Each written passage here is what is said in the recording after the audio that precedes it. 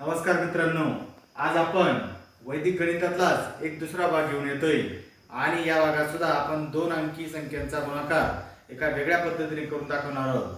तर तो आपण इथं बघूया. आता इथं जर दशक स्थानचा अंक सारखाच असेल आणि एकक स्थानच्या अंकांची बेरीज जर 10 येत असेल तर या दोन संख्यांचा गुणाकार अगदी साध्या सोप्या सरळ पद्धतीने आपण या पद्धतीनुसार करू शकतो.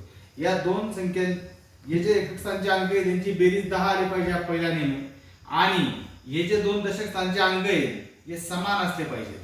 हा याच्यातला महत्त्वाचा नियम आहे. आणि हे दोघं नियम लागू झाले की आपलं उत्तर पटकन आपल्याला काढता येतं. तर या दोघांचा गुणाकार करायचा आहे 6 चोक 24 आणि समान जे अंक आहेत दशक स्थानचे तर त्यामध्ये 1 मिळवायचा आहे आणि त्या दोघांचा गुणाकार करायचा आहे. तो सरळ इथे मांडायचा आहे. अशा पद्धतीने आपलं उत्तर पटकन तयार होतंय. 1224 हे उत्तर आलेलं आहे. आपण आता दुसरं एखादं उदाहरण घेऊन बघू. 82 गुणिले 88 असं आपण करून बघू. तर आपल्याला इथं यांचा गुणाकार करायचा आहे 2 आणि 8चा. तर तो गुणाकार आलेला आहे 82 16 आणि इथं हे दोघं सारखेच अंक आहेत. 8 आणि 9चा सरळ गुणाकार करायचा.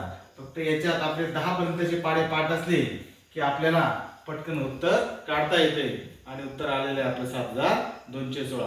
अशा पद्धतीने आपण अनेक संख्यांचा गुणाकार पटकन करू शकतो.